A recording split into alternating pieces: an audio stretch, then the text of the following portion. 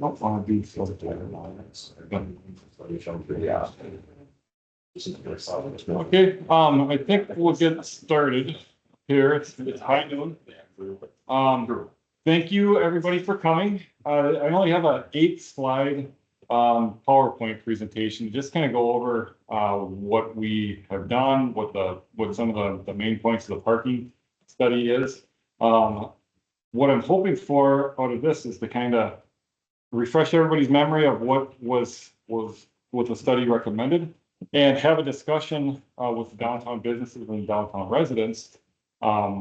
After you've had a couple of months to think about the study, take it in. There are some recommendations of it that we'll go over. Those are the consultants' recommendations. Kind of like to get feedback on, yeah, that sounds pretty good, or we'd like to expand that, or we think that goes a little bit too far, we'd like a little bit less, and just kind of get a litmus test for this. For the next steps forward, I would like to have, or we're planning to have a meeting for residents of Eau Claire that aren't in the downtown area and businesses that aren't down here, but you come and visit down here. So that'll be an evening meeting. If you want to attend again, it'll be a publicly noticed meeting, but trying to get input from the periphery of Eau Claire, outside of the downtown area, when they're able to come for that. And then I have a slide. I'll go over the schedule again at the end. We're hoping to have recommendations to the city council for their consideration for any policy changes in May or June of this year. So we have some time. It's not imminent, but it is within the next couple of months. We're hoping to have something for the city council to consider. So with the parking study executive summary, there's a whole host of findings that were in the full parking study. It's 70-some slides or pages. I tried to capture the main points. If anybody has any questions or comments when I go through the slides, just let me know. But Jon Forster recommended resetting our parking program. We're largely functioning under the parking program that came out of the 2014 or 2015 parking study. At that point, downtown was different than it is now. Up until that point, we had paid on-street parking. That study recommended getting rid of parking and making on-street parking the most cost-effective or free to get people to draw people into downtown for that. And it has been effective and has grown in usage. On-street parking rates has increased as the downtown has redeveloped. We got a lot more businesses, a lot more residents downtown than we had in 2015. We also had a pandemic that changed things. We had a parking study right before the pandemic, and then we have a parking study right afterwards. So it kind of piggybacks, bookends the pandemic. But this one is afterwards to kind of evaluate where we are as a community post-pandemic. So they recommended resetting the parking program, and I'll go over some of the what that means in future slides. There is a recommendation to implement the paid on-street parking in the north and south Barstow bid areas, roughly speaking, not the exact map of each bid district, but in those areas. It didn't recommend paid on-street parking in Water Street or Grand Avenue at this time. There's very few changes recommended to those areas. Part of the reset includes restructuring the pricing. Right now, the most desirable parking spaces are free. They're right outside of your business. They're right on the street. And the more expensive ones are in the ramps that nobody wants to go in the ramps now anyway for various reasons. So the recommendation was to flip that. So if you have a parking spot right out in front of your business, that one would be a higher use charge or higher rates to park there than you would typically have on a surface lot a little bit further away or a parking ramp further away from that. The recommendation is simplify enforcement. Right now, there's a lot of, with parking, the one thing I've learned is there's a lot of good intent behind having 15 or 20 different parking criteria to try to meet and control, and loading zones, 15-minute zones, 2-hour parking. But people that are coming to park, they need very simple, very like 1 or 2 line at most parking sign. So enforcement, we have the block face enforcement. We have some around Pablo that have different criteria when there's events going. The recommendation was to simplify enforcement. So the recommendation from John, if we, or Mr. Forster, if paid parking is implemented, that block face goes away and time limits goes away. And the market controls turnover of the on-street rates. But if you come downtown and you're paying to park, you can pay to park for an hour, or you can pay to park for 8 hours if you want. You're just paying for that. It simplifies enforcement on our part on the neighborhood services. We just go through and check to see if people have paid. We don't have to mark them and then go back 2 hours later. And it makes it's simplified for the users as well. And then this is the last part with integrate management of the parking. That's been recommended since 2014. We have parking resides in neighborhood services, engineering, some stuff in community development. Community services helps with some of our enforcement and signage, and the police department. So we have different things with parking is kind of scattered. And they really recommend having one full-time parking administrator that you could call up, and if you're getting renewing your ramp pass, if you have a concern about a ticket that you received, if you're looking to restrict parking for something, if you're having work done or this or that. If you have alternate side parking questions, we have one person at the city that you can call to answer those questions. Whereas right now, everybody works well together, but it is kind of spread out. And if you call up, you might get the answer, well, we don't do that here. We handle the ramp passes, but we can forward you on to somebody. And we're just hoping to solidify that. But doing that and adding positions, the city doesn't add a lot of new positions that are out, so it requires a funding source for that. So again, with getting a little bit deeper in the paid on-street parking, these are talking points that I'd like feedback from you when we get to the discussion point. But again, it's recommended for North and South Barstow. The most convenient spots have the highest rates. There are maps on the next slide that I'll show that show a 2-tier pricing system. The core of the downtown would be at $1, and then in the periphery, to try to not have a mass exodus from what's the purple area in the maps coming up to the green area, they have 50 cents to try and keep that pressure. So people would be more willing to still park in a purple area in the core of the downtown for $1, as opposed to displacing into the adjacent neighborhood. He recommended with the changing use, especially downtown, instead of being an office in a purely retail business environment, there is more entertainment and dining and coffee shops, restaurants, and so forth. So right now we are 6 to 6 for our 2-hour parking, and the recommendation was to go 9 a.m. to 9 p.m. We've talked internally as staff, and I had some discussions with members of the DECI and BID.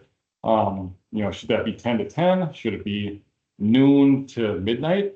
So if you are coming downtown and you want to shop retail, you can. All the mornings are free parking on the streets for retail and whatnot. And the times outside of the charging, would those still be 2-hour parking, or would those be wide open? And there's no time limit. So if you come down here at 6, you can park. If it does go to noon, you can park until 11:59 a.m. And not be restricted. So that's feedback that I'd like from you guys. And then again, the time limits and the block face parking. The block face is one of those things that had a good intention to it, but it's too complex to communicate it clearly and have people follow it. So that's one thing that I think enforcement staff would be excited about getting moving on from. So here are hopefully everybody can see that. Well, and I can you could try to zoom in a little bit better, but, in essence, Lake Street up to the river, and then this is Dewey Street on this side, instead of Farwell Street. Farwell Street is right here, the river to Dewey Street.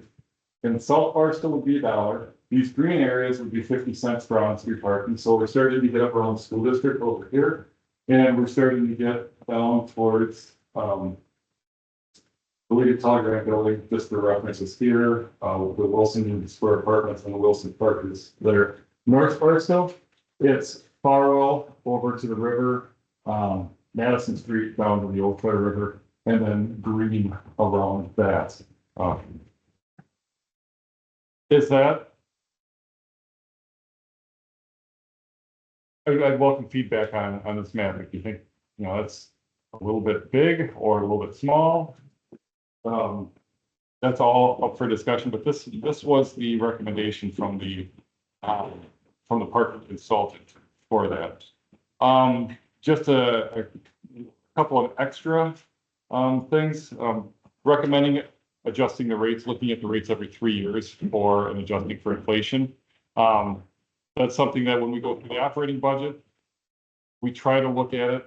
It's like buying a new car. Car manufacturers typically raise the rates of their cars the same every year, and then they may knock the price down with discount or rebates or whatnot. They don't want to not adjust it. And then have a big jump in 3 years or 5 years. So they try to keep the sticker price. So that's the same with us. We'd rather do just a little inflationary as opposed to miss it for 5 years and all of a sudden there's a 15 or 20% increase instead of a number of 2 or 3% increases. So staffing, again, we said, centralize it under a single leadership model. Right now, we're looking at staffing and organizational changes as being a phase 2 for this. So probably next year will be the earliest. The year after would be the earliest to start looking at it. Any implementation for paid parking, we're going into it with the mindset that we're starting our operating budget discussions in May. That has a budgetary component if there is paid on-street parking. So that would be included in the 2026 budget, and it would likely take effect January 1st. Although City Council does have the ability to say, well, we'd like to maybe hold off until school is out and start the paid parking June 1st or July 1st. Or they could say, let's try to start it earlier and do it in August. But the back of my mind, I'm thinking it will take effect with the next budget that it would be included in. So that would be generally January 1st of next year for that. And then staffing would be the second step after that. So that would be out into 2027, probably, for that.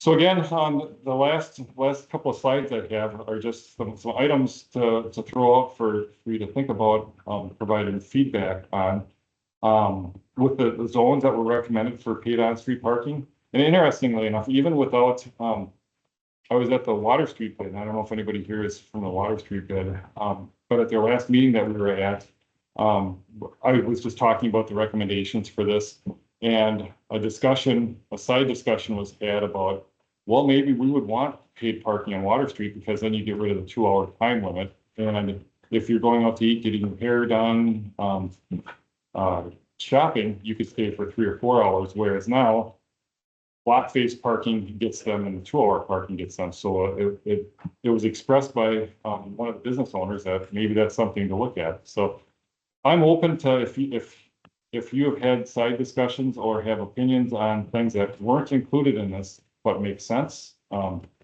think we're all ears at the city to agree that. So, but for the paid on-street parking, the zones, the pricing, the hours of how it is, the logistics. So the parking study recommends putting using an app based, the Passport app like we have in the ramps, but then putting kiosks out on the street, and you can walk up to a kiosk, and there's even very robust maps showing exactly where the kiosks are recommended. The other option is there are meters that use Passport also, and you can have, if people like the old fashioned feel of meters, The downside for that is that you have more hardware in the sidewalk and on the streets, so you have a more cluttered look. But those you pull up and it's for people my age and probably older, it's more familiar than walking and finding a kiosk where a different demographic might be more familiar with a kiosk. So that's what I mean by logistics. There's benefits. You go to Minneapolis, they use Passport, each parking space, you pay for each parking space. And when you're driving into Minneapolis, you can look and see where the vacant parking spaces are. Here, our initial thoughts are South Barstow is one zone, North Barstow is a zone. You don't have the individual spaces on there. So it's easier, you just pull in and you would pay, for zone A or zone B, or it's a 5-digit number. But then you wouldn't have that benefit of, if you're coming from out of town, of seeing how many spaces are available down there. So the one thing that I would like, two things, if paid parking is implemented, I want everybody to know that the revenue raised from that will stay in the parking operations for the city. It's not going to, build a park or this or that. It will go back in for, to help offset the subsidy that's going in from the general fund. And then it will also go for future parking ramp replacements. We have 2 parking structures that are in bad shape, the Grand Riverside parking deck, and then also the Gibson Street ramp across the street from us. So it would go back into parking assets, whatever those look like when it gets replaced. And then the second is if paid parking is implemented, I don't think anybody in here is going to raise their hands and say, we're excited about paying to come down here. But my hope is that you'll see benefit in that. And you're paying, but you acknowledge that by paying for downtown, we have, better parking experience, either through information with the app or capital condition for parking lots, ramp condition, ramp cleanliness, and so forth. So those are that's for the paid on-street parking. And then some minor things. The study recommended adding a loading zone parking space, 1 per block. But too many, is that not enough? The parking ramps, like I mentioned, the ramp across the street is at the end of its useful life. The replacement of that will be handled by the engineering department, by our city engineer, Ms. Ness over here. So I would just encourage the businesses, as when the time comes to start looking at the different schematics and different replacement scenarios, to become engaged, because there's a lot of input and a lot of features and changes and stuff that can go in a parking ramp that could be reflective of the people that are not directly adjacent to that. So the North Barstow ramp is an example. We didn't have the Children's Museum in a building that will be going up in the future next to it, but we tried to design it so we could have multi-use in that same area. The next Gibson ramp 2.0, if it has retail along the street, if it has different drop-off pickups, sizing on it, what it's connected to, those are all things that I would encourage the businesses and the downtown residents to be engaged with those discussions. Schlegel Milch lot, that garnered a lot of attention at the council 2 months ago, a month ago, when the study was presented. We're not recommending any changes, or not anticipating any changes to the status of that with any presentation of policy changes to council in May. But that is a discussion to have. It's a vacant lot from a building standpoint, except for the Schlegel Milch house in the corner, in an area that has some certain economic benefits for low-income housing on there. So it also plays a big part from that first parking study that we had with the philosophy, if an employee or somebody visiting downtown is willing to walk a couple of blocks, it's free. So that study recommended free parking along the periphery, and if you're willing to do that, and I know prior to the transfer center construction, it was being used by a number of employees that could park in downtown, walk a few blocks, and it's free parking for them. So, and then we've had I've taken some comments. Is there any way to provide any benefits for employees of downtown businesses? Ramps, with the numbers that are in the study, ramps are not at full capacity as they were. So is there something that we can partner, the city can partner with the businesses? And if you're an employee and can prove it in whatever parameters, 5 hours a week or 10 hours, or, you know, the details can be worked out, but in principle, could there be reduced cost parking for employees of downtown? If they park in the ramps and not out on the street in front of the business. So that's just one example of something that wasn't specifically spelled out, but I've taken that comment. If you have other issues or other suggestions, I'm open for that as well. And then this is kind of the next steps in the schedule. We're on April 10th. We're on April 10th today with the downtown businesses and downtown resident input for us. May or possibly in late April, I would like to have the citywide meeting preferably at the library, but someplace where the residents that don't live and work or own businesses in downtown, if you live on Eddy Lane, if you live on Locust Lane, Hamilton Avenue, but you come to downtown, you care about coming into downtown, you have an opportunity in the evening to give feedback on, yeah, you know, I think paid parking, I can live with that if, you know, I feel safer in the ramps, or the ramps are cleaner, or if that's going to help with X, Y, Z, you know, those feedbacks. Once I get input from the residents in general, probably if the city council would schedule a work session with the city council to go over all the feedback that we've taken as staff, and a number of city council members have attended all the way through from the first time that Jon Forster came and through the study phase and the interaction or the input phase. But if city council would like a work session, we'll go over what we've heard, what staff thinks is a realistic, pragmatic way to start implementing some of the recommendations of the study. And get additional guidance from the council in a less formal setting. So we don't bring something back to vote on that as a non-starter to start with. So that's kind of a litmus test on if we're on the right track or not. And then before it goes to the city council, I'd like to have another meeting with you all and just to say, this is the path that we're going. This is what the process is. It's ordinance changes, and go over what the schedule is if you want to provide feedback to council. And then if you have questions on what we're proposing and why we are proposing that. And then hopefully in June sometime is when the city council would be taking it up for consideration. So that's it. Only 8 slides. So I really would like it if people, if this was a informal, I want your feedback. If it's good, bad, I want honest, frank feedback before we start putting something together. And then this will be documented. It's taped. Then what we do is we try to document without emotion in our notes that go to council, so they can read what the facts are coming out of here. And they can, if they're not able to attend these meetings, they can at least hear what some of the issues and concerns are here. So yes. There's someone representing Eau Claire. I'm sure they can do. The reason I'm asking. Yeah. So many of us, one of the first impression of it's going to be where we park when we come in. It's going to be in the parking ramp. You look around at the ramp and it gives you an idea whatever.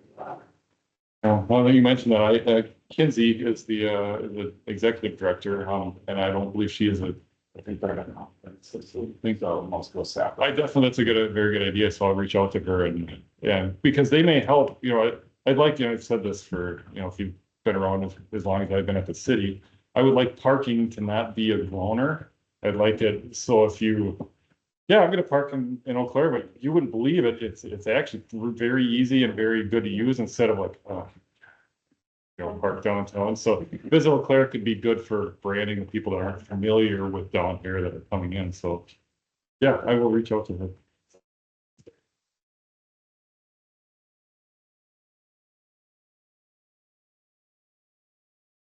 Something certifies ramps for our A+ or. Oh, someone that is kind of really good, so you're, so pretty close minutes. Absolutely, yeah. They run out of the noble, just forward, but not everybody knows it, but again, maybe. True. A little louder too, yeah, so everybody can hear, Sure. please. Yeah, if everybody could do that, Chris. I am Chris Busby. I own Wonders of Nature down on South Barstow Street. I would just like, I have a lot that I'd love to say at some point, but one of the first things I have to address as somebody that has 8 employees, that employees have to have a place to park that doesn't cost them money. My employees can't work 8-hour shift and have to pay $8 a day just to park downtown at their job. That is unrealistic to ask, and I would have to, as the employer, then have to reimburse them for that, or have to give them a raise to cover that. So there has to be, in my opinion, free parking somewhere within walking distance of downtown here for our employees to go to. And if we're doing this parking study, in my opinion, which is to improve people's experiences downtown and get more traffic downtown, get more visitors and patrons using the businesses downtown, then if anything that we come up with needs to benefit downtown businesses. It should be encouraging people to come down here, not discouraging. I know having a parking problem discourages people to come down. That's one of the things that we're trying to address here. But if the flip side is creating an obstruction through the cost, or the inconvenience of trying to figure out the parking situation, then that's doing us all a disfavor and counterproductive. And the only other thing right now I want to say is just as somebody that I pretty much live downtown, I'm down here 6 to 7 days a week, 8 to 10 hours a day. I come and go from street parking 5-6 times or more a day, running errands, unloading, loading stuff at my shop. And in my opinion, during normal business hours, at least my business hours, will speak of from 10 to 5 p.m. The parking problem is more of a perceived problem. I come and go all day long and I never have a problem parking. My only problem is figuring out where to park because I've already parked on one of the blocks, so I don't get a ticket. Because sometimes I get a ticket even though I've only been parked on that block for less than 5 minutes for the whole day. Because I get tagged as soon as I show up, and then I get tagged as soon as I come back, even though I was only just coming and going. So for me, I would say you don't have a major problem between 10 to 5 p.m. The only time I see a major problem is after 5, when people are getting off of work, they're coming down to the restaurants, they're going to the bars, where there's events downtown. That's when I see the parking problems that we talked about. So I think educating people and taking that into consideration, that the parking problems that we have are less during normal business hours and more during the weekend traffic. So. I'd love to piggyback on 2 things that Chris just said. My name is Laura. I'm a co-owner at Shift, which is a coffee shop down on Graham. So I think my sensitivity is that we don't really need any other challenges to staying in business right now. Coffee just went up $4 a pound wholesale, so it's just kind of insane. And we've always struggled to pay the wages that we want to pay. So any additional cost to us or to our employees to show up to work does feel injurious. That's a challenge for us. I think also asking for daytime payment for parking is inadvertently discriminatory towards lower income folks, whether that's students or people just in a certain earning demographic. I just can't handle any other hurdles to students, which are so much of our clientele, wanting to come to our shops. So I think that would kind of hurt. Last night I tried to get a pizza at Leona's, but something very exciting was happening at the Pablo. So it's just like circling for parking. And I've lived in a major city, so I'm really good at that. But I would say that, and this is sort of what Chris was saying too, I wonder if paying for parking is posh. Like if you want to pay for the convenience of going straight to the ramp and knowing you're going to find a spot, rather than being me and circling, which I don't mind.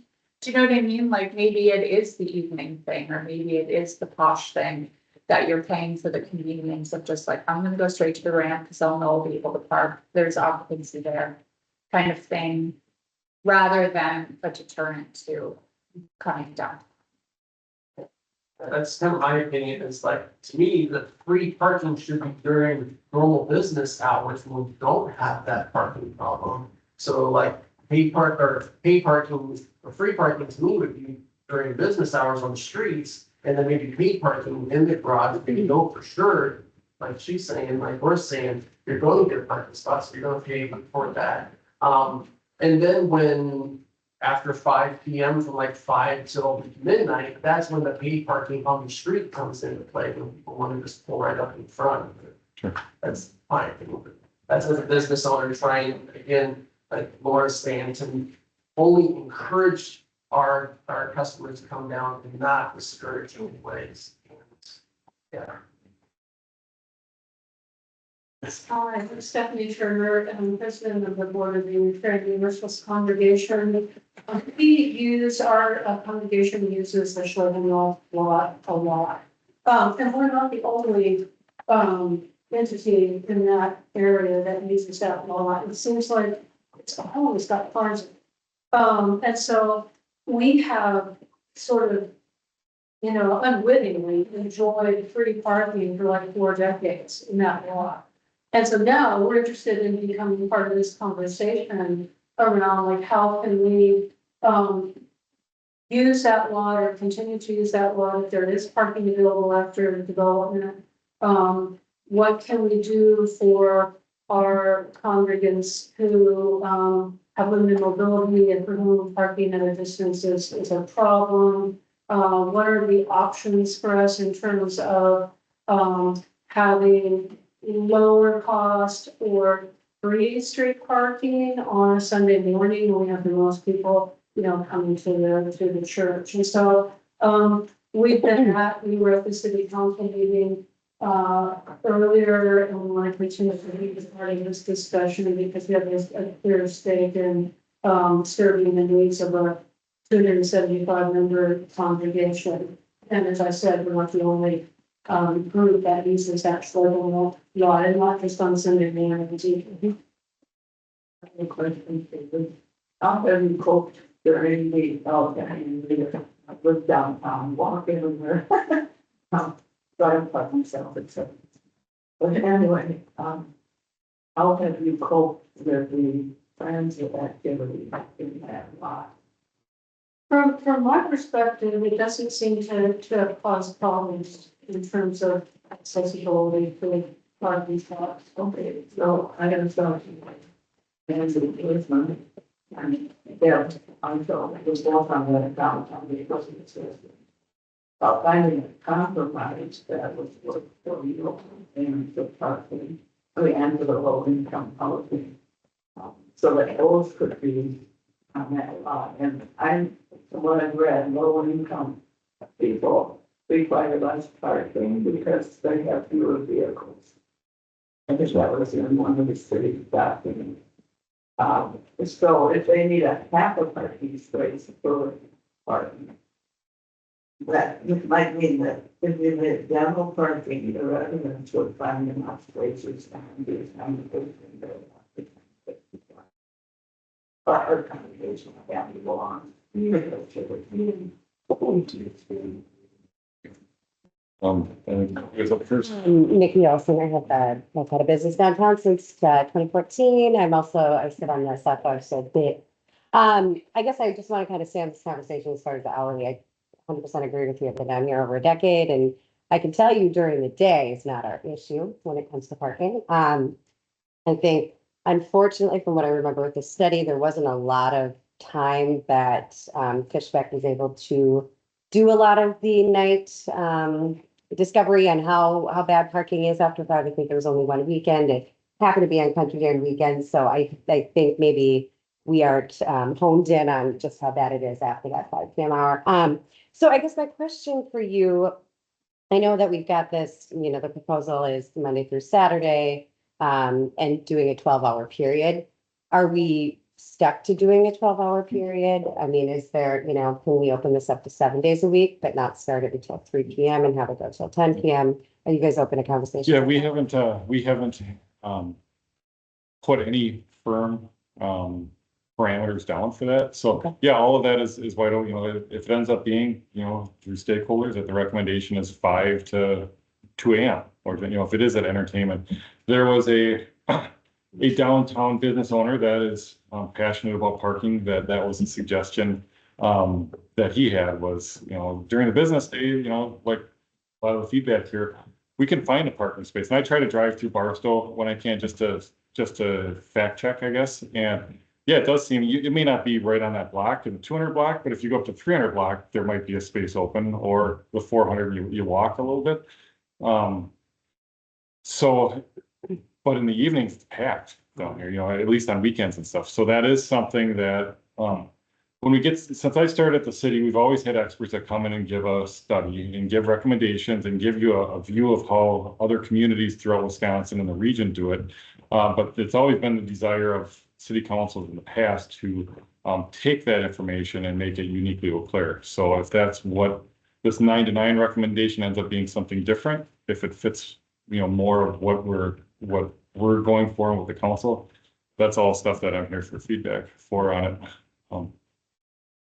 And I'll just point out with the like the paid parking, there's two main goals for it. If you haven't been at parking meetings before, one is to manage your curb space. So it creates, as soon as you put a dollar price on it, it reduces the demand and it creates more open spots in front of the businesses. The second is a financial component of it, just a pure finances to try and generate revenue to offset some of the costs for maintaining the ramps. And the city, depending upon the year, the general fund subsidizes the parking operations anywhere from $300,000 to $500,000 a year. So that would be the immediate goal, is to try to offset that, so parking is self-sufficient for that. That's what you just said, though, if it decreases the demand, where did that person go? They didn't come to your business or something, you know what I mean? Like, Yeah, I see it as an extent on my customers. In order to come to my shop, they have to pay an extra amount, and they can park there for as many hours as they want now, isn't locked up at $5 or something like that. Well, if you go with a pure business standpoint and treat parking as a, you know, as a business, that's a choice asset there. And somebody is willing to pay the $2 or $1 to park in front of your business. And if somebody's not, then there has to be lower prices. And that's the recommendation for this. If nobody comes down and you have a spot that's at $1 and nobody parks there all week, then I think there's a problem for it. But that's at least the philosophy behind it. Front door service, you pay a little bit more, but there are less costly options if you go for the. I'm just wondering why we're even having such detailed discussions on this when we have so much, when the parking ramp, the one that we spent millions and millions of dollars on, isn't even open yet. The Schlegelmill parking lot is dominated by,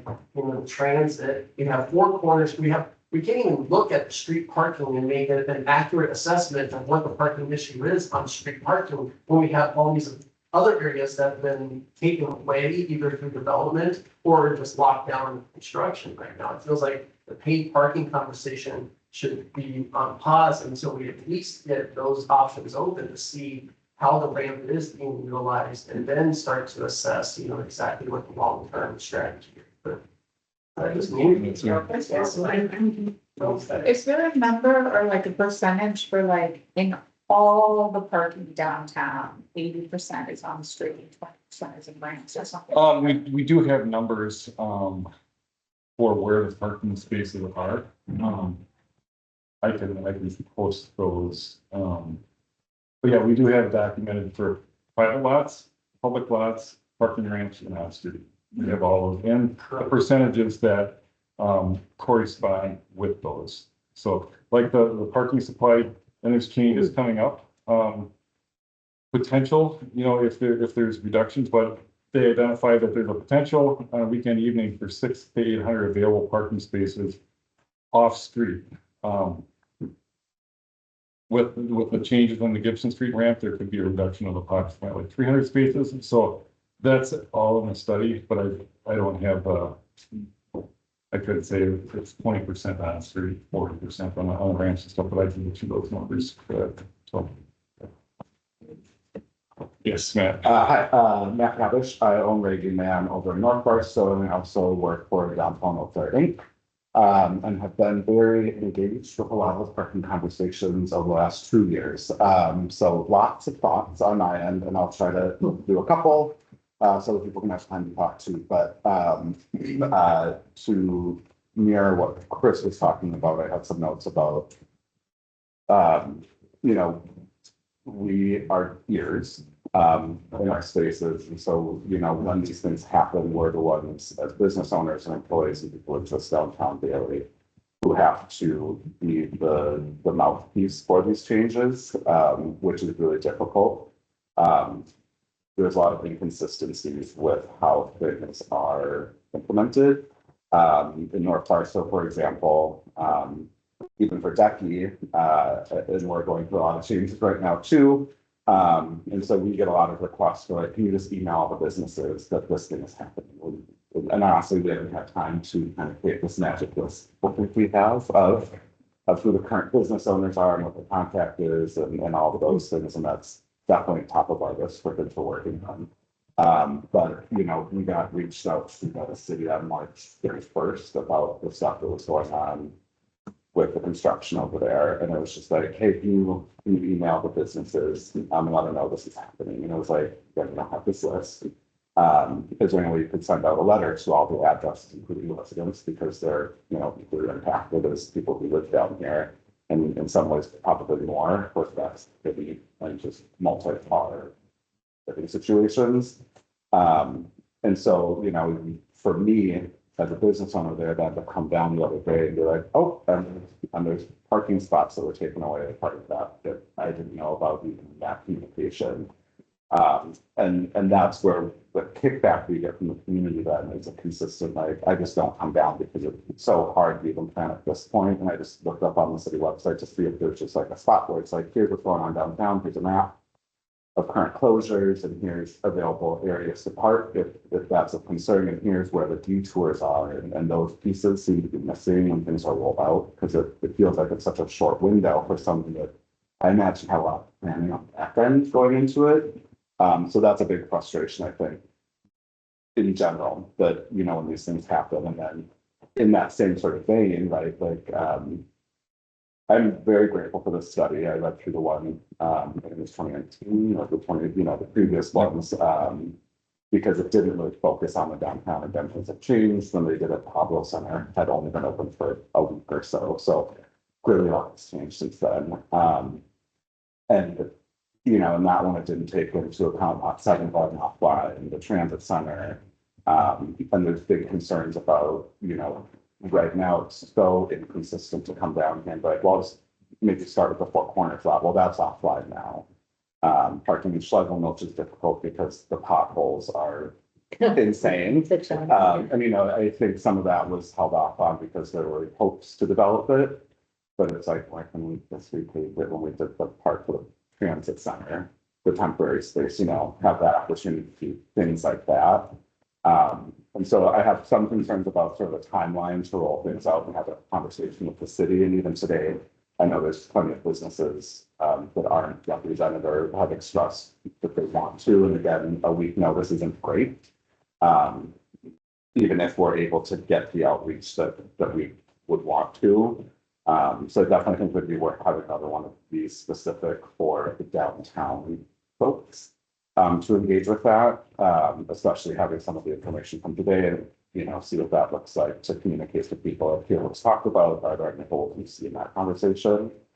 And in that vein too, right, like the get some ops going offline at some point, and that's huge. We're losing the Riverside lot. The parking rates for monthly passes is higher than I feel like, you know, right now. I didn't know that the top level of the North Barstow ramp was offline completely. So instead of having that empty, where's an opportunity to be like, cool, employees can park up there, or even for $15 a month, 100 spots, that's some income right there. And we won't have some of the issues with the racing stuff that's going on up there. If people are parked up there, and an easy way to do that is make it free. And I know plenty of people who would do that. And even the parking rates. That one is $10 higher a month than the Gibson one. The Gibson one to me feels like it'd be a more primary one for a downtown access point for a lot of things. This is a micro one, but even just the app that we use, like I was just in the cities, right? In St. Paul and Minneapolis have 2 different apps for their communities. So went to park in St. Paul, I pulled it up on my phone, my brother pulled it up on his phone. He's like, I can't find it. He goes, oh, we're in St. Paul, that's right. It's that Minneapolis one. And I think that's what that conversation feels like with the university, who seems to have a very successful, setup for their parking and using that app. And I don't know that we're on the same one, and especially if Water Street comes online at some point with paid parking, to have campus and then Water Street be functioning on different apps, even just feels like something that might be an oversight, if we're doing some of these things for the long-term benefit of it. I do think, and I feel this, and obviously, I'm not excited about it, but John made a really good point in his study when he did his presentation on it, which was, downtown parking already is a problem and isn't great. So some of these things also gives the opportunity to manage that, which I think is a good point, and kind of a twist on the perspective on it, is being able to take control of the conversation and having that primary touch point feels like a really key piece to this before it gets implemented. So that there is something you can go to, and there is one spot on the city website that's like, here's what's going on. And that feels like a big success piece for other communities that have it. You go to Hudson or something, you can go online and find like, okay, I want to park downtown Hudson, you Google that. Here's all the information for you. And right now, we don't really have that. And I think he highlighted that in the study as well. And so those are some of the things that I think are big hurdles. And again, I agree with the sentiments of the 9 to 5 doesn't feel like the problem. And some of that even, and I think I talked to you about this, is, I know that city employees can park in the Gibson ramp for free, but crossing Farwell is a mess. And, it's hard, it's not safe, the lights over by the library, the timing is really off. Even just walking up here today, I watched a couple standing there for like a very long time, and they were like, do I go on my way? And I eventually just crossed without it changing. So there's so many micro pieces in that, and even for somebody like Shift, right, where there is a lot that should be, an easy access point for customers over there, but because of its vicinity to Sozo, there's a lot of issues with people wanting to park there, when there's people sleeping in their cars there, and the garbage and things that are accumulated overnight, and that's just an unfortunate setup with that. But there's so many like micro nuance pieces that I'm concerned if we try to do this too quick or in a way that he set such a good roadmap. But until some of these other things are settled and have better timelines locked in with the transit center, the diet that's probably going to happen on Farwell, the construction over here now, like there's so many things that just keep changing that we can't keep up with it. We can't communicate that. So how are we going to like a whole new thing on top of that? I will just add in just real briefly before that, the city manager included in her budget for this year, and it probably will go next year, that road diet for Farwell Street. So we'll be adding potentially some on-street parking at Farwell right out here, and taking a lane of traffic off in certain areas that have 2 lanes down there. So that could be decidedly different. And then with all the things, and I get that, with all of the things that are developing and changing, every year it's been the same since I started 12 years ago. We are never going to be in the spot in downtown Eau Claire where we're not growing, building, changing, doing. So it's a fair assessment to say, well, I'd like to see how this is, but then something else is going to come on over here. And at some point, you have to at least have the discussion if council chooses to delay or chooses to implement, and then those changes are part of the future changes that are going to occur next year, the year after, and year after. So I get that point, but there hasn't been a down year in Eau Claire since I started in 2013. So sorry. Yeah. I was just gonna, I'm Juliana, I'm the minister of the Foundation that uses soybean mulch, and I have a question just in general about parking supply. We have the two ramps, Riverside and Gibson, which are scheduled in the next 3 years. And so those 525 parking spaces and being demolished. And so having that in the next 3 years, at the last meeting, there was a lot of talk about the pressure that puts on Barstow and all those businesses. And, somebody mentioned before, is you have diminished parking spots, there's, kind of, who gets them and do people drive away, are they gonna come? Is there enough? And my large concern for downtown businesses near the Schlegel Milch and just downtown large events is that the Schlegel Milch lot wasn't even part of the demand study. And Mr. Forster said that that wasn't studied. And I think the usage, and I get that absolutely the city needs money, but, they trying to find a way to pay for parking is a deficit. I just feel like the timing is, I have a big question about timing. And I understand it's not gonna be chosen right away, but you wanted comments on the parking study, and that's my concern. And my other question and concern is about the demand on parking from the housing that's in the transit. It's not really clear to me how much public parking there's gonna be in the transit center available. And especially if you take away the Schlegel Milch lot completely. And just have that, and then you have housing here and here and here and here, and their friends visiting. It seems very scary to me, and it seems scary for downtown business success and congregations. And so that's my concern, is that I feel like there's a lot of, my question is supply. Yeah, and that's one thing, that she did look at in the parking study. In the last 12 years, there are a number of surface lots have been redeveloped. The Andante is on the former railroad lot, Haymarket Plaza, where the Haymarket parking lot used to be. The transit center you're right, that there is a demand. Some of those parking spaces will support the apartments above that. And I forget the exact numbers, but I think it's a few more spaces will be available than there were before on that lot for the public with the old angle parking on there. But that's one thing that it does look at. The Schlegel Milch is almost 200 parking spaces out there, and if that's redeveloped, that's another 200. And so we're continually removing parking spaces, but we're adding businesses and we're adding residents down here. And some of the residential buildings, the majority of those self-park on there, but trying to make sure that if a proposal comes forward at some point in the future for Schlegel Milch, that at least we have some forecasts and some data that the city council can make that. Boy, how important are these 200? How important is 50 apartments or whatever it would be? And process wise, that wouldn't be something that would happen overnight. So it's good that there is a feedback up front to help the council understand the importance of that site. But there would be, the first step would be, it would go before the planning commission and the city council would be declared access right of way.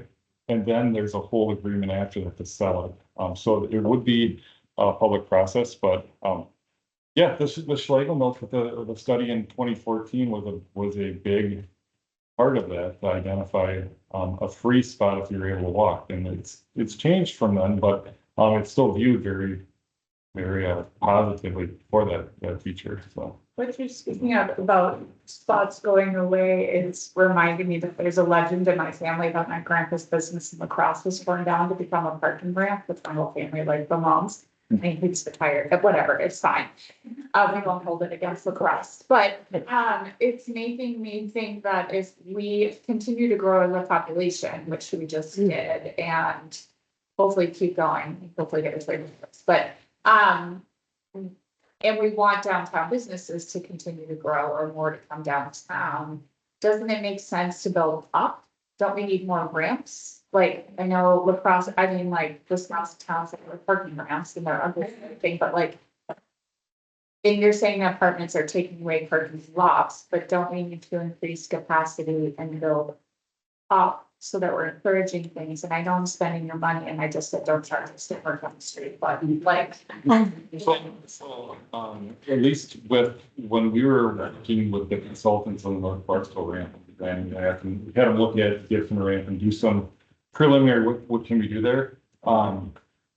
The current, goal and philosophy with urban planners are, instead of building large single parking ramps in the core of downtown, they try to tuck them in buildings as they go, so it's a more standard site model, and a building may have 2 levels of parking in there, and the local unit of government may partner with a private firm. You know, if they're only building 1 level of parking for their apartment holders, and the city can say, if you can build another deck on that and make it public, we'll participate financially. So they have a little bit here, a little bit there. That's more of the popular way of thinking of big downtown ramps that cross over streets and have these, like you see in Minneapolis and St. Paul. It's kind of shifted the other way to more scattered, strategically placed, less costly. When we built the North Barstow parking ramp, it was about $12,000 per parking stall, and now it's estimated between $30,000 and $40,000 to build. So it's terribly expensive to go up. So if we can, we call it platform construction, where the base level is parking, but you may see retail in front of it, and then your apartments go above it. So you're not going down, and you're not. That's the most affordable a recent building in North Barstow utilizes that. So. I don't think that we would be able to afford to build a parking ramp across the street in the same form that it's at. We'd have to get more creative on how we can try to get a similar number of parking spaces again more efficiently in cost. But yeah, that's the one thing when you're looking at the vibrancy, the traffic number, the parking numbers that we have compared to pre-COVID, we have a lot more people living in downtown. We have more businesses. And the parking rates haven't significantly gone up for capacity. So a lot of people that live in downtown are walking. You're seeing a lot more people out. It seems busier, but they're living there, they're walking, and they're living their lives like it's our comprehensive plan envisions, with not needing a car. If you live downtown, you can get groceries and stuff. Yeah, I'm Dave Cooper from Christchurch Cathedral. So we share the parking lot with Thorough and have the same needs as any church would have during the weekend on Sundays, that's for sure. Matter of fact, even tomorrow morning, we'll have at least 150 to 200 people for a funeral. Where do you park? One thing a church wants to be is welcoming. The last thing you want to do is have people scooting all over the place trying to find a parking spot. For over 100 years or whatever, I've only been at the church as their warden, one of their wardens for 5-6 years, is that you want to be welcoming, and now's the time to do it. It's also another change in our church. We also own the Wilson building, and we currently have that at a great price. If we want to spread the word, we have over 2,000 square feet. So in feeling marketing of that, you would say, so what's with this big parking lot right across the street? Is that part of the plan? The other 2 parking lanes, public parking. So that's an information point to say we have 2,000 square feet. Well, we're going to have people, once it gets leased up, utilizing, wanting to find parking. And so we'll be joining with the other church, the universalists, to monitor your decision making and how we can be welcoming to good congregations, and also now an office building, we parking. And I'll take off of him because I own the Cat Cafe right across. My name's Shelley Shuffle, and I own the Cat Cafe that I purchased from the Christ Cathedral. And when I purchased that building, one of the big selling features was the ample parking. When I was wanted to start a business in Eau Claire. There wasn't a lot of buildings available for sale. And that was a huge feature of why I purchased that building, because I would have good parking. So I'm very interested as well, as these churches and enabling that parking to remain there, of course. Also, I'm gonna take off of Lauren Chris and my concern about employee parking. Because, you know, as a business owner, I spend literally at least 12 hours a day in my business. I can't afford $240 per week to park just so that I can go to work and then have my employees also find somewhere to.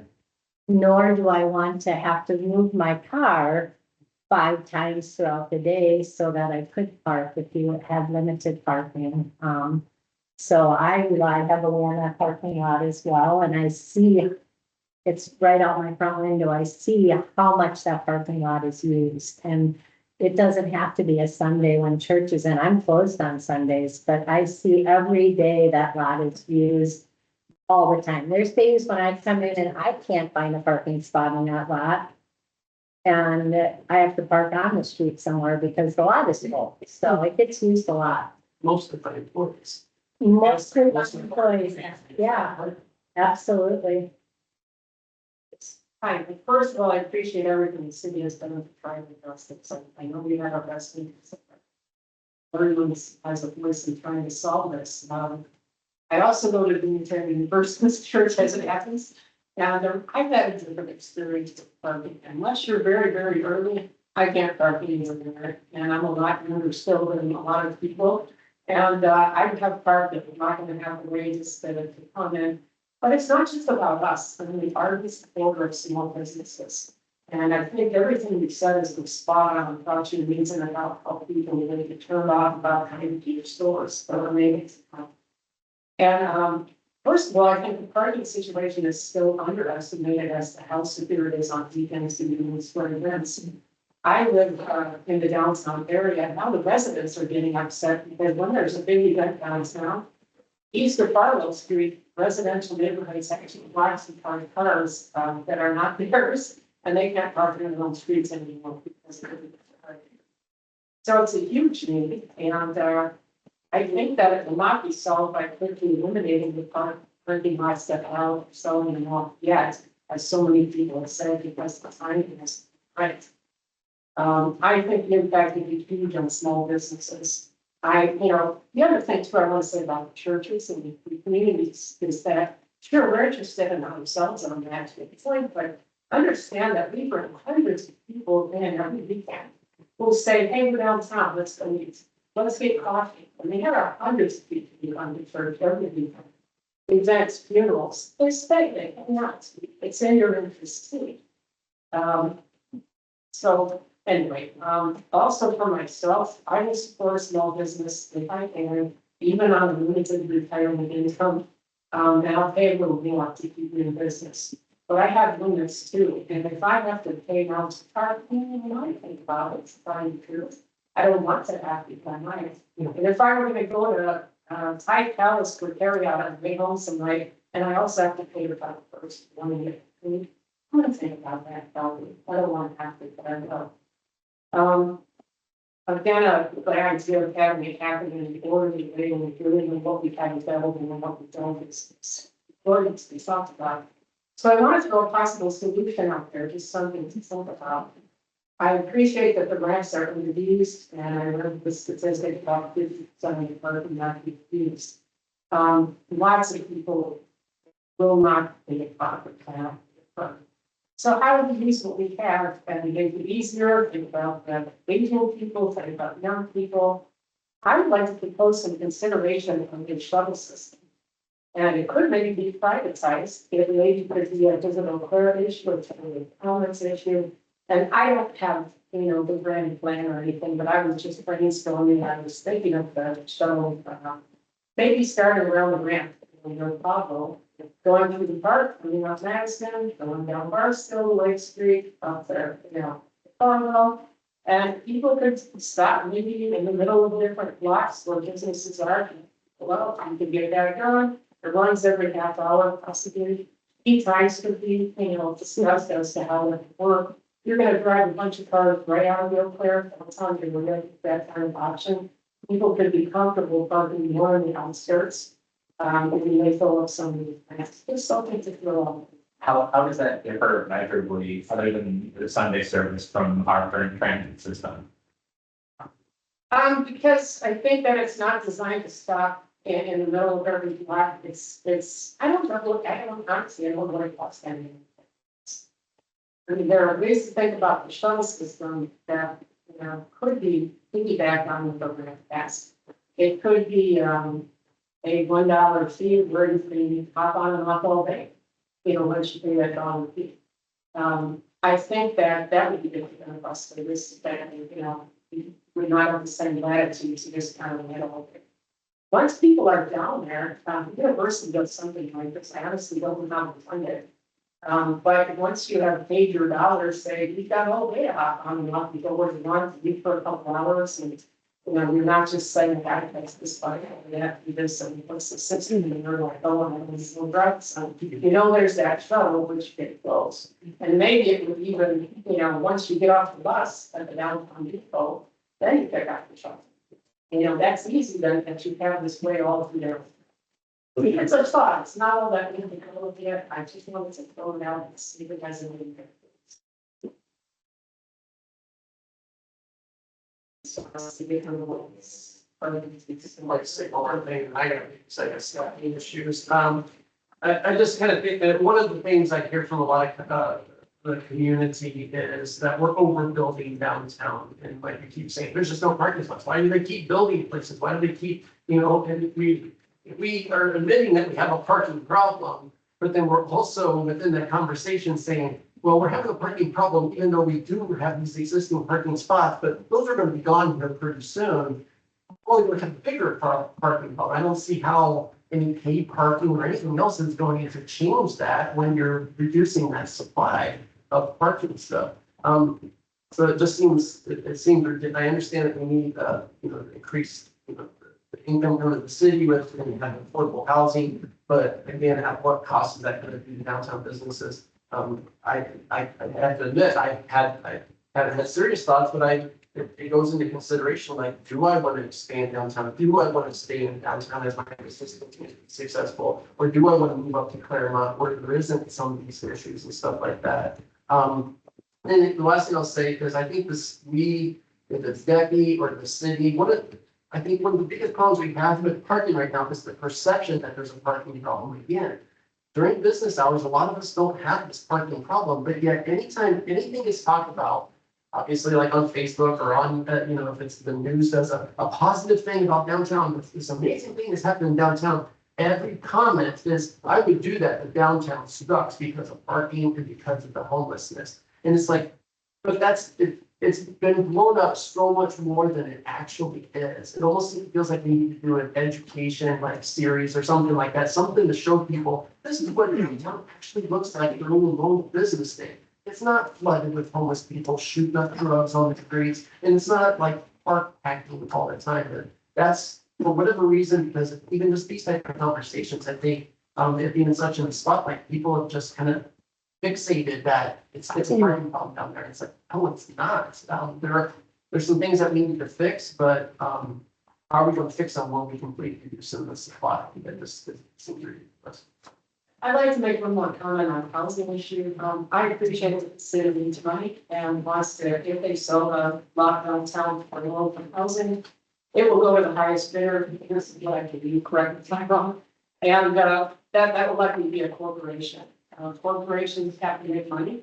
We know that. Not that it's a bad thing, but what's happening with so many of the housing projects downtown that say they still be one for people is that the definition of low-income housing has changed according to the corporation as the building. So if you go down Madison, they're that quick trip and go past the roundabouts to where there's a really nice section of apartments that's been developed, they rent up to $3,000 a month for the units. And in some cases, they have defined low-income housing as 60% and even 80% of the median income. HUD housing is actually 30%. There isn't much of that left yet to do that with us. But there are people living on $800 and $900 a month income for social security, and there is no way they even ever make 80 to 60% of the median income. So if you sell to a corporation that's free to just define it how they want, so I don't think it will serve low-income people well. Another thing is it's not a good location for it. If you want to do a favor and you have low-income people who have access to a grocery store that they can afford, they will not come to your small businesses that can't afford it. No offense, but that's, we're talking about people who don't have. And people say, oh, well, all the resources are downtown, so for servicing, it is as easy to take a bus from, I don't get this as here, Walmart or Target or somewhere people get access when they need prescriptions, groceries. It is as easy to take a bus down there for these services as it would be to take a bus for your groceries. Maybe more so. You're gonna put a couple hundred units in there is what I'm hearing. It may be true that people don't have as many cars, but they have families and relatives and visitors and people who come all the time to see them. We have an issue with Wilson Park where, God knows you want people to have a place to hang out and be safe, but lots of people don't feel like it anymore. That issue would be over. The people, that are hanging out with the cars, so we have nowhere else to hang out. I guess that's. I would just add with the, how the process for selling it, it wouldn't automatically go to the highest bidder. Typically what happens is the, city invites proposals and then multiple developers. And you may have somebody that wants to put a market rate, $2,000 a month rent apartment. But you may have a LIHTC, a developer that does low income housing tax credits that are those 30% rents that you were talking about. And so they may oftentimes with those projects, they request the land as a donation from the city because it helps them rate better. So the city council may entertain an offer of, $500,000 or $1 million from a market rate, an offer for LIHTC housing where they don't get any money out of it. And then they make a values decision on how to move forward with that. So it could go that way, but they try to make a best value and then they refer to the comprehensive plan and our zoning maps and see what fits best there. And that's all a public process when they do that. So, I would encourage coming to the city council meetings and making your opinions known for that. So.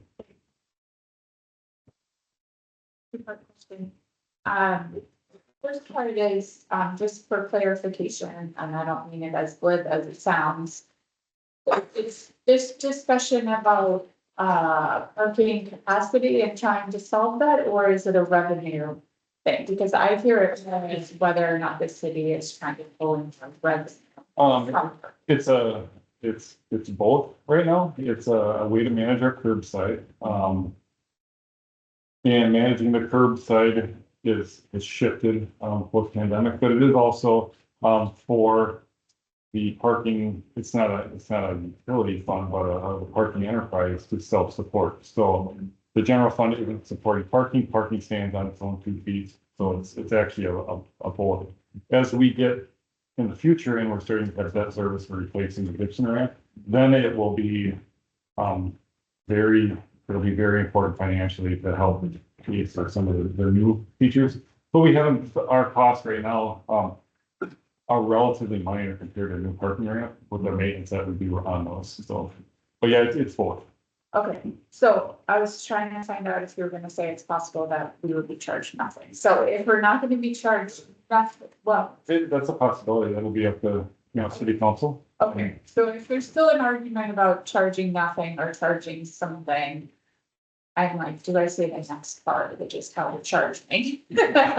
But Stephanie and I both lived in Boston, and in Boston, it's wicked expensive, but you buy zoning stickers for your car. And so you buy a sticker for your neighborhood, and then you park anywhere in that neighborhood. And so if you needed a little bit of my money, I would give you $10 a year to buy the third ward sticker or to buy the South Barstow sticker because I work a shift. It would be a revenue maker, but then I wouldn't be just like giving you money all the time too. Gotcha. Actually, to jump off that, can we go back to the map for the areas? Sure. So with this, and again, with, I feel like sometimes Eau Claire, as like a mid-sized city, we adopt like small town mentality, but also big town. Like, we compare ourselves to Minneapolis a lot, but also, as many of us know, most of we are very much a small town when you get into it, everybody knows each other here. And so, right, we have to skirt that line. Hudson feels like a successful space for kind of downtown parking, and I think some of that speaks to the general knowledge that if you just like go a street or two off of the main drag, you can park for free, right? So to me, charging even 50 cents in the green zones there feels like a disadvantage to it, and I feel like having free on-street parking for those who are willing to cross Farwell. Yeah. Feels like, to have something like Schlegelmilch available, but also the parking adjacent to Schlegelmilch when it fills up as it does, especially at the half, thing right now. And to pull it even up the hill, like I don't see a ton of people utilizing paying 50 cents outside the school board there. To me, it feels like those should be the free zones where, and looking at like things like the YMCA and on Saturday mornings when they have basketball and tournaments like that, and what that does to, they have 2 lots, but those go up really quickly. That would be my thought, is to encourage that as a thing, get some woodland light things, make it safer to cross, and that is it's not safe. I mean, Peter, who got hit by a car, who was at the mousetrap, celebrated his 1 year of not dying that day this week. And so those things are happening, and it is because of some of those concerns. And he was at a lighted intersection and that happened, but over by the transit center there with homes and things, and it's rough. So that's some of the things, and to the point too, I think for business owners, it's substantially easier for the small businesses for me to tell an employee, like, just go park across over there and know that it's safe for them. And that's why some of my frustrations, even with like the city employees being able to park in the ranch for free, I consistently watch city employees parking in the Main Street lot because they don't want to cross that. So then we're taking away parking from small businesses, but for people who have free parking in a space that we don't have free parking, and then even for like a meeting like this, there's also, you have free parking next to your building. And on the street, then you go over there and there's city employees with the orange placards who can park for all day. So it's like, there's these advantages for this pot of people that feel like they should be available to the other pots of people if that's the setup.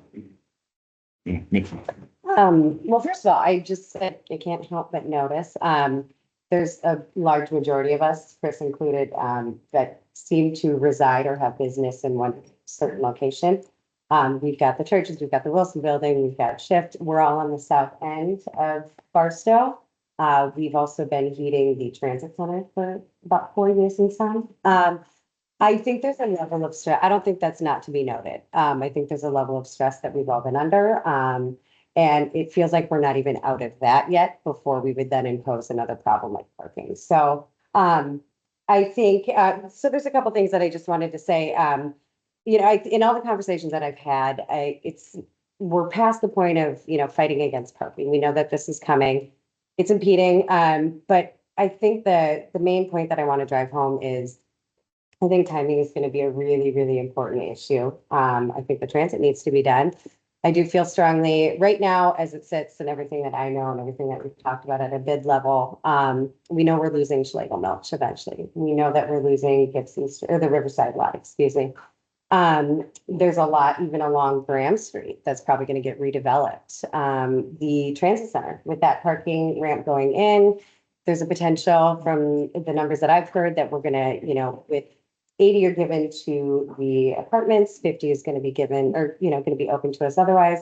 That's also with the idea that potentially only one person lives per dwelling. Once we get 2 people per dwelling, suddenly we might be negative spots. So I don't think any of us are really even, I speak for myself, but I'm not really banking on that lot either. So John, even in his presentation, he had said something along the lines of we're going to have a shortage of up to 550 potential parking spaces affecting our district, and namely our end, our south end of that Barstow Street. So when we talk about there being a problem, I don't think they're crazy. I think there is a problem. And so you know, I support John's study. I think he did a really comprehensive job. You know, we're accepting it when the time is right. I think it's hard having these conversations because I don't think the timing is right now. We're not changing things downtown, and that's even something John had said. He had mentioned, you know, you're always gonna have change and things happening downtown, but we're not changing surface lots or ramps. We're completely omitting them. That's a very big difference to me. So, you know, and we want to change the habits of people, right? So we implement paid parking, say now, we change the habits of people to say, go to the ramps or go to these larger surface lots and stay off the main drag, you know, where the paid parking is. We do that, you know, we roll that out, we get people's perceptions changed and they start doing that. And then suddenly we take those lots away. You know, it just doesn't feel right, it doesn't feel right with timing. So, I also, you know, I think I don't know if the question's ever been posed, but what is the rush? For, you know, paid on street parking? I think John, again, I sat with him at least a couple times. He's a lovely guy and he did a great study, but he specifically did not put a timeline of events on, you know, whether he thought this needed to happen now or next year or anything like that. He just thought eventually this is something that we needed, so. I thought we did have a time. He did actually spell out, he's the big one, Did he? big 11 by 17 feet. Well, then what's the timeline? I guess I He didn't recommended implementing the phase one, the paid parking, like this summer. first, okay. On there, but, no, duly noted, for the, and again, timing, and so for the rush on it, I guess what started it is just looking at the different pots of money, in the city or the different operations that we have and trying to make those self-sufficient with like the trash utility. Trash fees were raised on haulers to pay for trash inspection. So then parking was looked at. How can we make it self-sufficient on it? I think everybody, a lot of people that were involved a year and a half ago, we had that felt rushed to have the discussion to be in paid parking right now. So we pulled away from it, but certainly if we have the study done on this and we don't at least ask the question, then pretty soon it's a 2 or 3 years, and then the argument comes up, well, it's dated, and then you get another study, and then you wait, and you have another study, and then you wait. And you at least have to ask the question, and if the policy direction is we're not going to implement paid parking right now, then we don't do anything. And we look at it, you know, down the road for that. But that's why if we have a study, we should be looking at implementing it sooner rather than later, or at least asking the questions for it. Yeah. It's a great idea. Talk about Posh. People go to the Pablo, if you want valet parking at $15 now. I've seen that line go down and past Olson's ice cream on to Barstow. And okay, there are any ads to pay a birthday that we don't see on there among the, there's still a lot of the people I know in town that will bring it to Pablo because they do it at and then you're gonna charge $15 for valet or make them go all the way to Gibson ramp, which a lot of people do, but then you take away the Gibson. You know, you promise, okay, build the Pablo, but don't provide any parking. Build the Haymarket, but only provide minimal parking for the kids who live there. Build the children's routine and don't require any parking. Well, we've got the ramp that's underutilized if we had a settle. From the ramp to the Pablo, a lot of people are afraid to park on the ramp now because they don't want to walk in the dark through the park over, or the bridge gets slippery in the road. Because they could and I had read that, I think they did, that they were trying to use the mini transit buses going to different places around the city. This could be one of them, you know, that would make a routine stop, pay attention to the big events going on. Or on the nights and weekends, take the kids down or whoever, down to party and back to the ramp. And there are other areas in the city that could benefit from the, you know, this kind of a shuttle. I was actually down in last weekend, 5,000 people, 400 parking spaces. I strategized on that. Is that over there? I just want to have to try to figure out at the last moment that they did put shuttle service in. several different Yeah. locations, and that's a good benefit to that venue. Yeah, I was going to bring it up that they are the first that are starting to institutionalize that with some of their larger events. We did, maybe 8 to 10 years ago, the transit ran a circulator route, and it was through town, and it hit the main points of this side of the river, the other side of the river. It was a transit bus. It didn't look like a trolley. So I think, I certainly think that if it looked like the volume 1 trolley, not to give a selfless plug here for them, but, if it looked fun, you'd be able to hop on, hop off. At that time, it was seen as marginally successful, with the rider numbers on it, but it was a whole different downtown back then too. So, in talking with John with public-private partnership for parking, if Mayo's, if we have evening, and Mayo, just for example, we haven't had talks with them, but just they have a large sea of parking. And we have to replace parking assets, or we're losing supply down here. Is there some kind of a way that we can bring on those private lots, have a circulator route in their trolley in the evening or on weekends? So you can park there. You may still have to pay, they may charge, but it's part of a public inventory, but it may be cheaper over there than that. You just wait to load the bus and get dropped off on Barstow Street. And when you're done eating or done going to the Pablo, you hop on. So that's one thing, for pulling, and that's why they measured the number of lots, number of parking spaces that are private. How can you bring those into the public use at certain times? So we don't have to build it, and then property owners could charge for it and they get paid for it. And I know some of the businesses that have the lots would like, city enforcement if people are parking there illegally, or, they're not authorized to be in there. If there's revenue coming in and we have parking enforcement as part of neighborhood services, and we have those private lots, maybe that's a service that we can offer to business owners if it's available for public, not for free, but, just at least available for the public, for those offsites.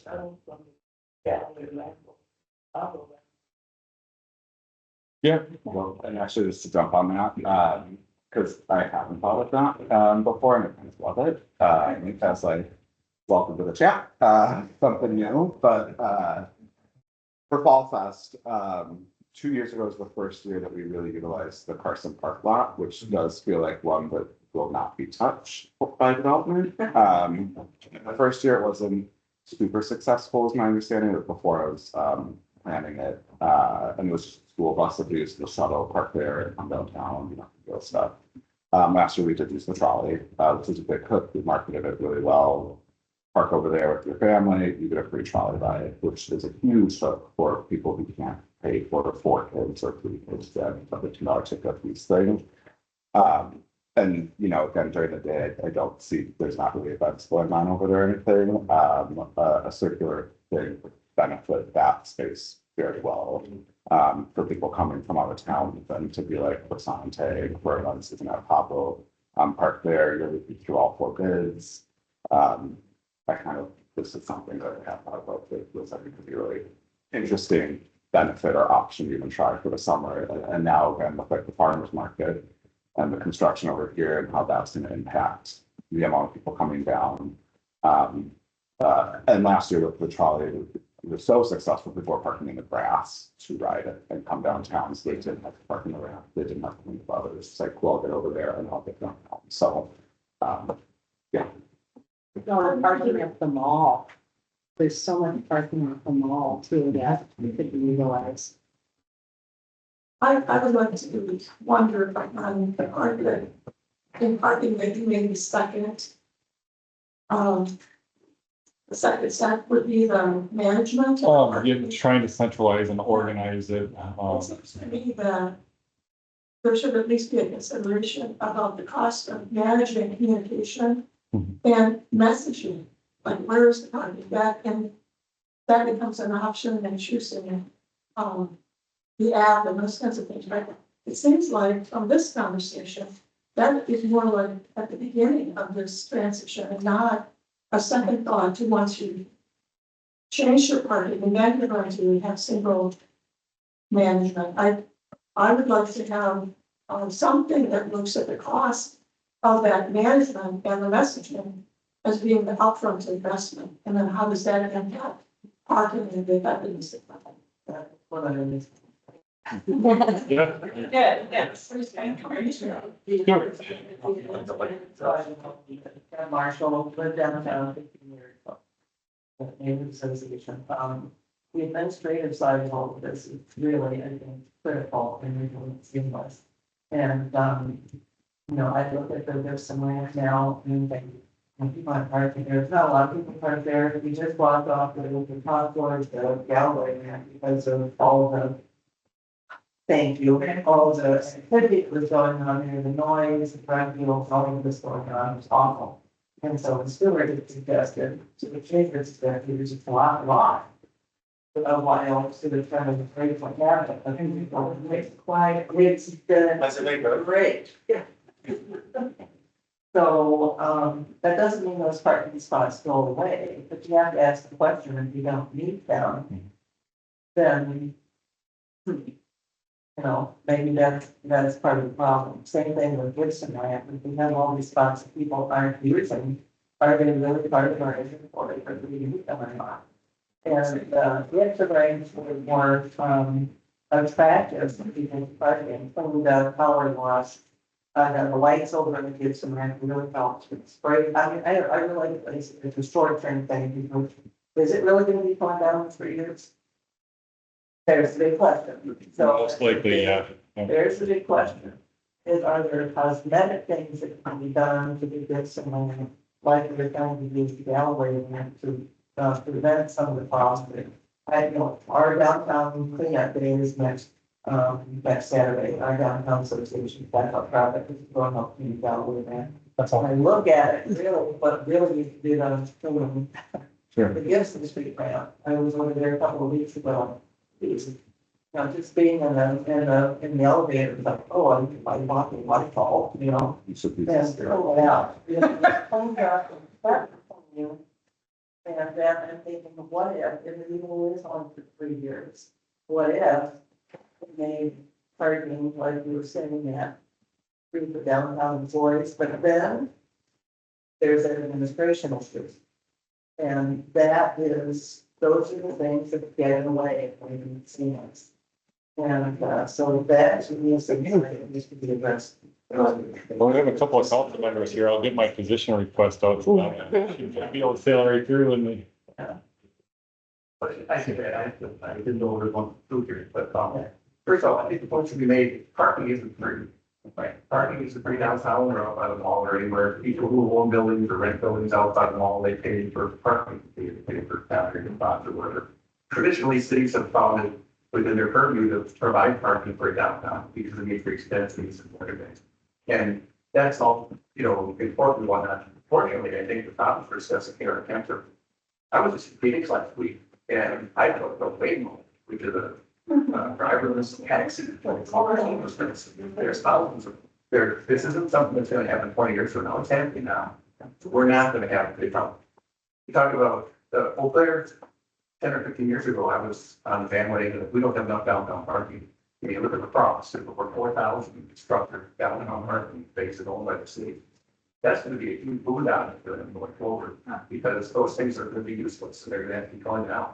It's structured, the parking structure obviously don't last very long. Personally, we're not going to be building any parking things, probably ever again. It's just been a bad thing, you know, business we have this. So I think there's a bunch of things to look at for the parking. Again, I say it's not free.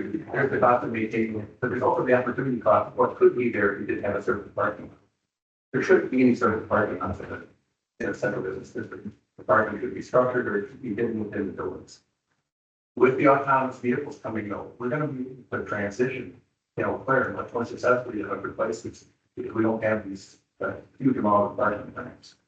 Some parking is needed. You know, you're going to have these fleet vehicles and everything into the city, but you don't need to make the kind of investment that you need to, that you're really thinking about it for the in the past. The one thing I would counsel though is not to go too fast. You look at the Grand Riverside parking ramp, you know, there's 160 parking permits sold for that ramp. There's only 130 spaces there. People are willing to pay for parking there because it's needed. And if they're planning, one of the issues I have with parking land is their plan is to tear it down. And I think that's in the short term could be a real problem. I think some kind of short term solution to provide parking in the community. And the rest of the parking plan, I think we just, kind of charging this and doing that, those are all temporary, and you change pretty quickly. I don't think that's a big problem. The big picture though of what the future looks like is something that you should be considering more accurately. And I think that really the parking ramps are not going to be part of the future of the city of sizable. But we can do better with those land parcels, better time, better use. And if you're really upset about, paying for parking, you're gonna have to get into a situation where you don't have anybody coming to your business or do anything else, or get them all to come through mass transit or on bicycle. Because if you do come with a car, somebody's gotta pay for that car to sit there. But something just not free. Yeah, well, piggybacking off that, it's so exciting to me to do like this, and for you to bring up transit was used before, I was sitting here thinking, yes, we could take a shuttle from the ramp. For people who have a bus stop, they can't get to the downtown. And the local news channels are free to post some people who thought about that. If you live near a bus stop, hop on the bus, maybe for another $1, you get your shuttle pass around town. You don't bring your car up. So if you can't afford a ramp, you don't bring a car. And then if you want to, or if that's the pretty cool as a ramp, but no more ramps needed. And if you go up the hill, you can bike down and. There you go. There you go. Julia. Our businesses that are tied into this conversation also definitely live by the US Bank building. We also have some apartment buildings downtown. I am also the chair of the South First, North First, so this is improvement district. And I am a long-term member of the parking committee, which has existed in many different forms over the last decade that I've been involved, but certainly always long and lively conversations. And my thoughts on the parking study, especially on the picture that is up right now, is that we should start smaller. I think that my main concern with the initial initiative to go from 2-hour parking to paid parking was that's too broad of scale. I would like this to be more focused on like Barstow Street that's contained within the purple area. And maybe like on nights and weekends in South Barstow area, a larger scope, but I like the idea of having some hybrid options and providing management through paid parking. I think that this is too drastic of a map, too large of an area to limit. I think that if you used this current map, it would put a whole lot of pressure on private lots within this area that I don't feel like we're properly prepared to enforce. Speaking of enforcement, we have had a history of not enforcing our current parking, laws or ordinances that, what is posted and what is enforced has, like, over the last decade that I've been trying to pay attention, we've always said one thing and then enforced another thing. And if we're talking about revenue, speaking as a person who consistently says, I'm gonna park in the ramp so I don't have to worry about it and I'll pay for it. And then I take a phone call or I think about my next meeting and I forget to pay for it. Oh my God, the ticket, the last 4 times I did that, I'm sorry, Todd, I don't mean to my face.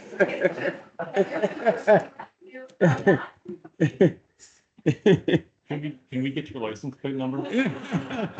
Oh, you're in trouble.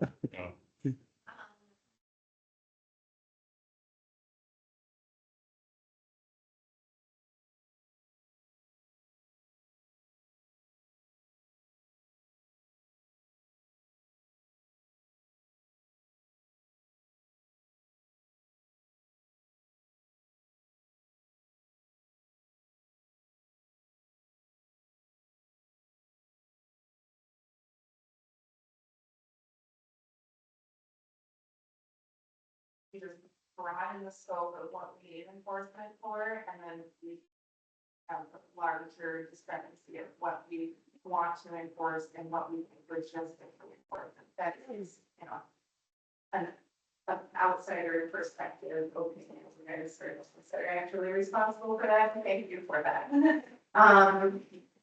I would also, bring back to the, you know, time, products, you don't charge for ramps underutilized. I've been floating the idea of what if you did a 3-hour 2-minute ramp for a long time, and I thought maybe that was in the parking study.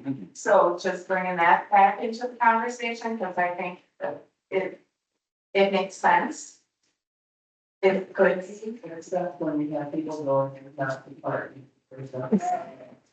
And it would be open license to be there. But there's still not gates as there is, and you're supposed to be registering as soon as you're in there. Well, they don't. They don't. Well, that's an enforcement issue. So let's not take, you know, bite off more than we can chew on the enforcement front. And then they don't get 10 minutes and then they're out on that's problem. Yeah, well, I got a different issue, something that's some ramp that I use more often, and it has to do with people living in there. Yes. Garbage, but, getting more people into the ramps by offering free parking would, you know, up the population and the, you know, witnesses in the area, and I think it would seem like, oh, this is an area that I can't do shenanigans in as easily without being caught. My last point is on this idea of subsidizing downtown parking. And, I am fortunate to be a part of, you know, 2 businesses, US Bank building, built at First National in 1919. And then, the Lismore, you know, was built as a Hilton in 1970. And, you know, we did not design those properties, and I sure wish that we were not reliant on public parking to run those businesses, because I feel very vulnerable in, you know, now.